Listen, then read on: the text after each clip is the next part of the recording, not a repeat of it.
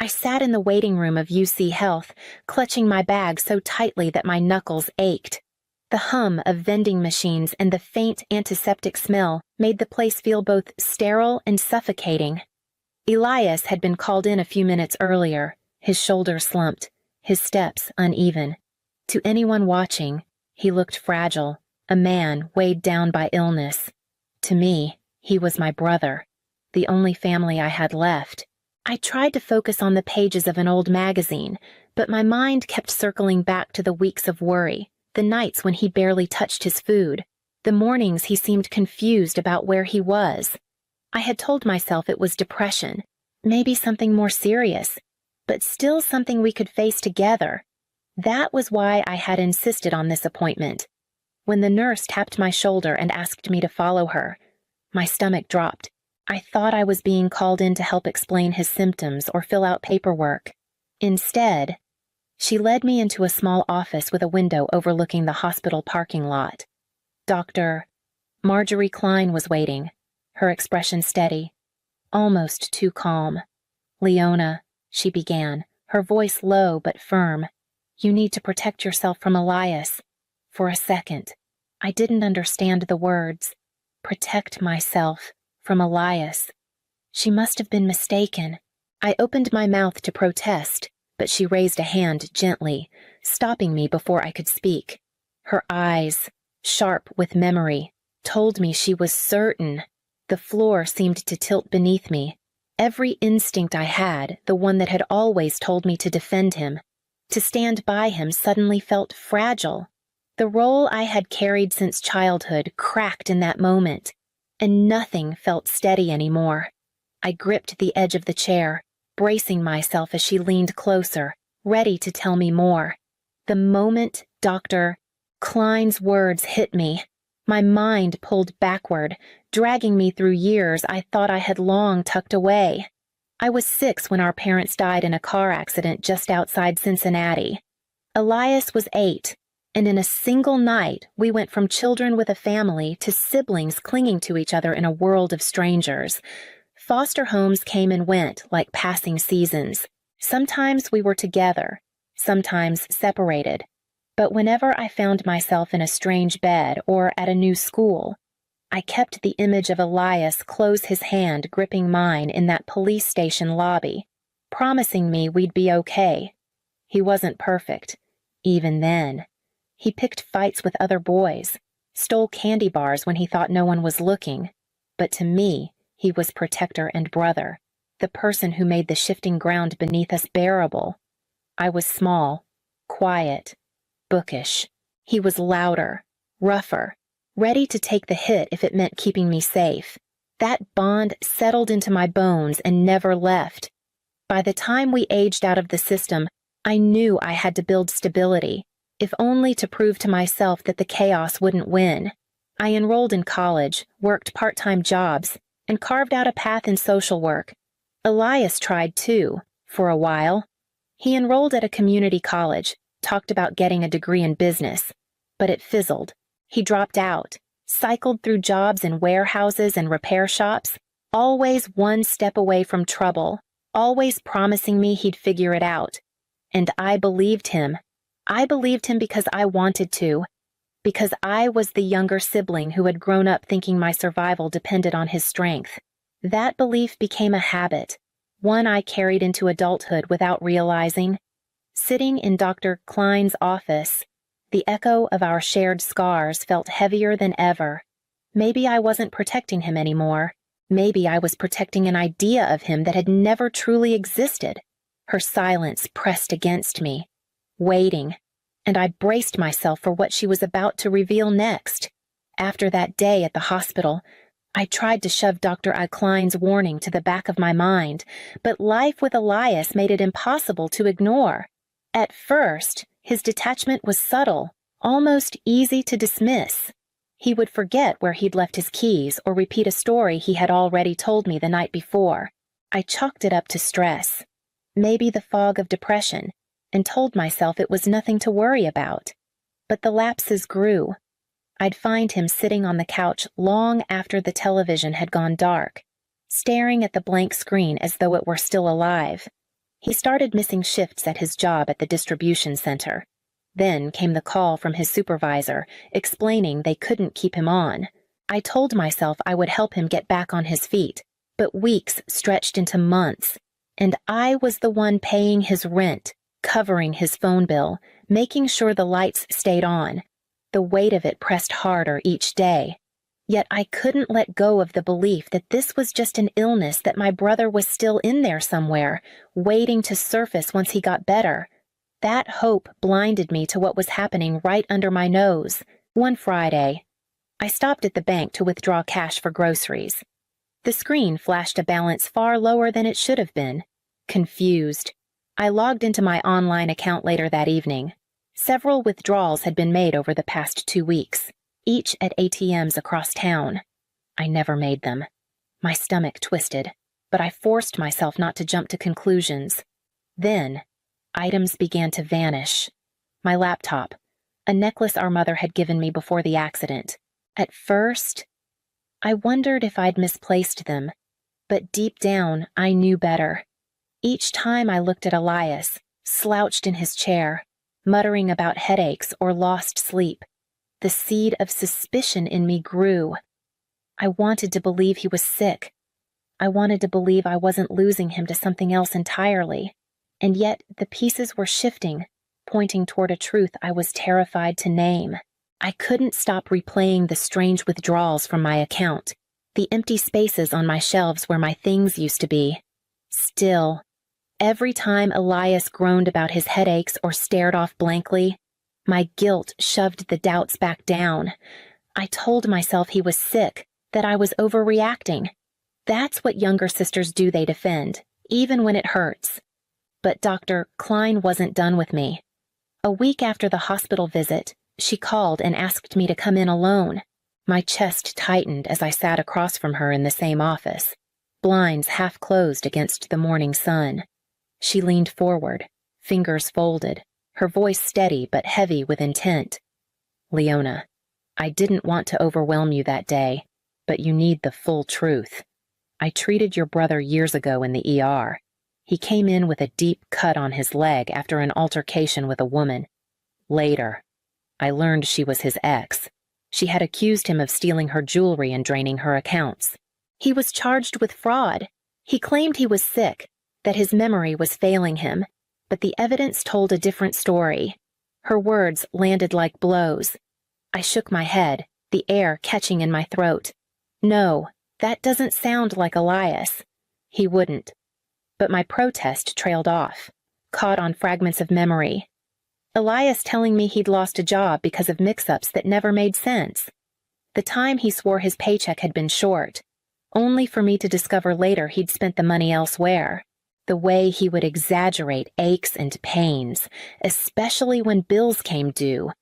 Dr. Klein watched me closely. "I can't force you to believe me, but patterns repeat. Be careful." I left her office feeling as though the ground had shifted beneath me. My brother's sickness had seemed tragic, even sympathetic. But now, every symptom I had taken at face value flickered in my mind like a trick of light, possibly staged. At home that evening, Elias was sprawled on the couch, eyes half closed, complaining of dizziness. I studied him, searching for truth in the lines of his face, and found only shadows that deepened my unease. The doubts clawed at me until I couldn't breathe. Every word Dr. Klein had said echoed through my head, colliding with every excuse I'd made for Elias. I needed to know for certain, one way or another. That was when I ordered a set of small security cameras online. It felt ridiculous, like something out of a cheap crime show, but desperation made the decision for me. When they arrived, I placed them where he wouldn't notice, one above the front door, one tucked between books on the shelf in the living room, and another angled toward the hallway leading to my bedroom. I told myself it was for my peace of mind. I told myself I was being paranoid, but deep down, I knew I was searching for proof of something I didn't want to admit. For the first few nights, the recordings were uneventful. Elias stayed on the couch. barely moving except to shuffle into the kitchen for water. I almost convinced myself I'd made a mistake, but on the fourth night, the footage shattered that illusion. At 2 a.m, Elias rose from the couch with steady legs, no tremors, no staggering. He moved quickly to my bedroom, slipped inside, and emerged with the leather case where I kept my mother's necklace. My heart pounded as I watched him shove it into his pocket. Then, as if this were routine, he pulled on his jacket and left the apartment. The camera at the door caught him returning just before dawn. Empty-handed, his steps light, his expression smug in a way I had never seen before. The same pattern repeated a few nights later, this time with my laptop.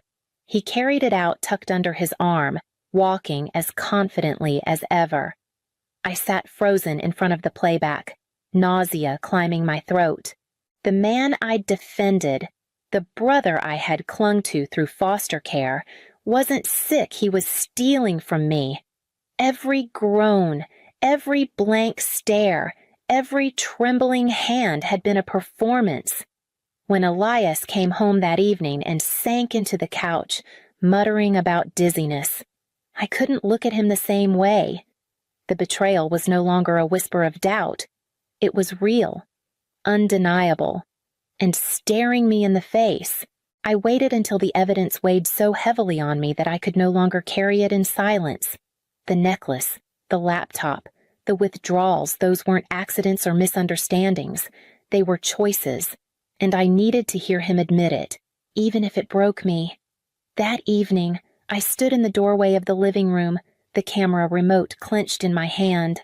Elias was stretched out on the couch, pretending to nap, one arm thrown over his eyes. I swallowed the lump in my throat. "I know what you've been doing," I said, my voice steadier than I felt. His arm slid away, and his eyes flickered open, slow and deliberate. "What are you talking about?" "I saw you," I pressed, my words trembling.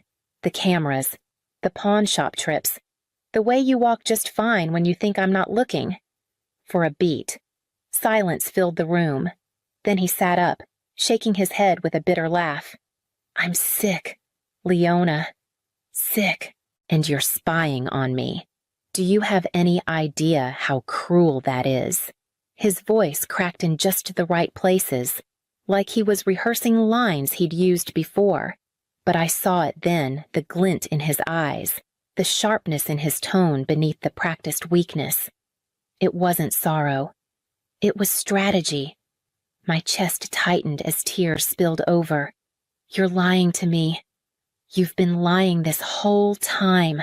He leaned forward, reaching out like he could reel me back into the role I'd always played, the loyal sister. "I'm all you have. Leona, don't turn on me now." I jerked away, my heart tearing in two.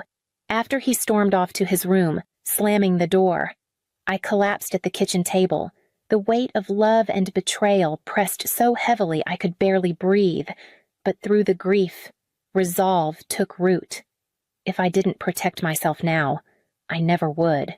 I wiped my eyes, opened my laptop, and began compiling every piece of evidence I had. The night after our confrontation, I barely slept.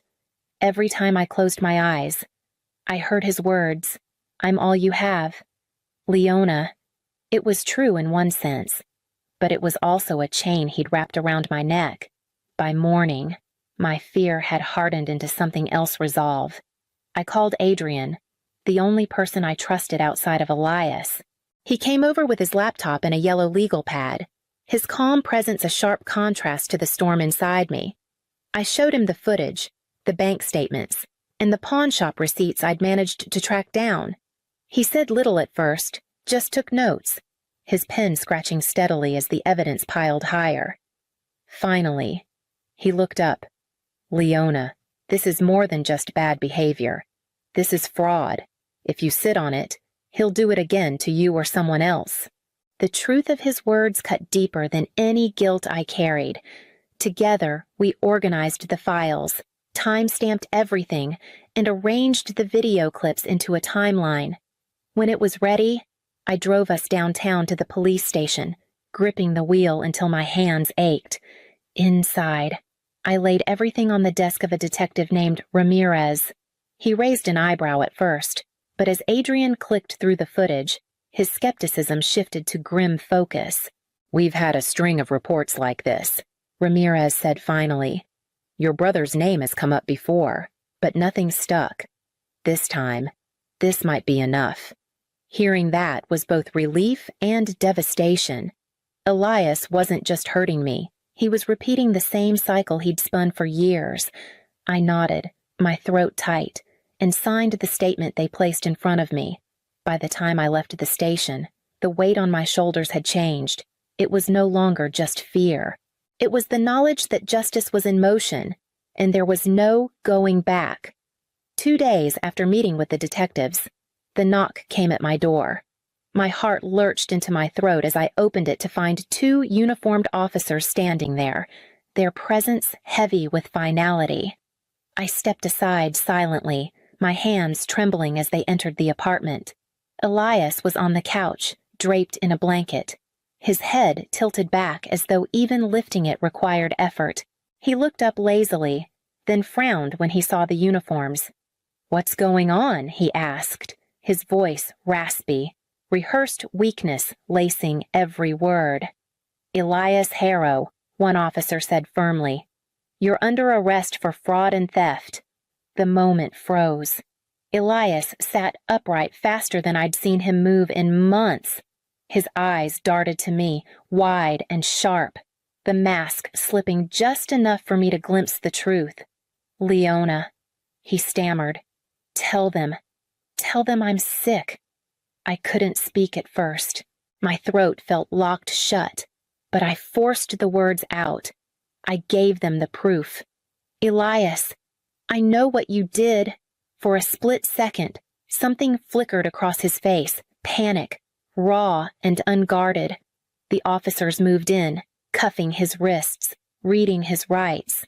He tried to twist the story, claiming depression had driven him to mistakes, but the performance fell flat against the weight of the evidence. I stood by the doorway, trembling as they guided him past me. He turned once, eyes narrowing, searching for the sister who used to defend him no matter what. But I didn't move. I couldn't. The door shut behind them, leaving the apartment in heavy silence. My legs gave out, and I sank into a chair, shaking from the enormity of what had just unfolded. He was gone, taken not by illness, but by his own choices. For the first time, I wasn't carrying his burden anymore. Yet, as relief trickled through me, it tangled with grief, leaving me unsure which feeling would last longer. Months passed in a blur of hearings, paperwork, and quiet evenings that felt far too empty. Elias sat in county jail awaiting trial, and though I hadn't seen him since the arrest, his shadow lingered in every corner of my life. Some mornings I woke expecting to hear his footsteps in the kitchen. Other nights I lay awake, guilt gnawing at me, wondering if I had abandoned him or finally saved myself. To keep from unraveling, I poured myself into my social work program. I stayed late at the library, buried in case studies and field reports, telling myself that if I could help others climb out of broken cycles, then maybe I could climb out of mine. It wasn't easy.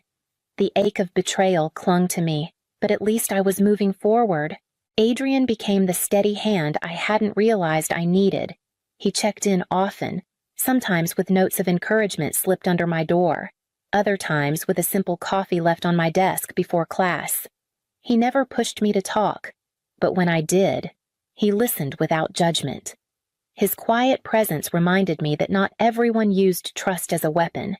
Slowly, I began to recognize something I had never allowed myself before. I didn't have to be defined by Elias's choices.